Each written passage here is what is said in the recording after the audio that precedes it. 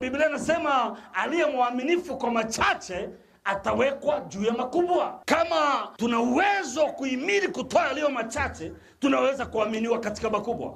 Sasa tunapokumbuka Pasaka, tunaanza kukumbuka utoaji wa Mungu ulivyo. Anasema kwa maana jinsi hii Mungu aliupenda ulimwengu hata kamtoa mwanae wa pekee. Nini tunachojikumbusha kwenye Pasaka? Kama hii ni siku ya ukombozi, ni siku Kristo ambayo alikufa na kufufuka kwa sababu ya mwanadamu. Kunacho jambo tunajifunza kwa kuchimbua pendo la Mungu likoje. Pendo la Mungu kwa mwanadamu ni ajabu sana, kwamba anafanya mpango wa ukombozi hata kabla ya tukio la anguko. Maana yake mwana kondoo anachinjwa hata kabla. Hii maana yake ni nini? Maana yake hakuna mwanadamu mwenye sababu ya kwenda jehanamu. Bwana Mungu ametangulia kukuokoa kabla. Ndio maana mtu asikukatisha tamaa.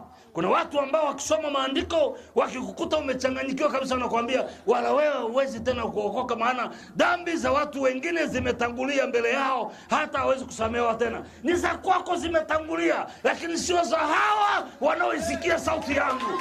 Wanaosikia sauti yangu ni watu ambao hata sasa wanaweza kuokolewa, hata sasa wanaweza kupona, hata sasa wanaweza kunyosha njia zao, hata sasa kuna nafasi kwenye ufalme.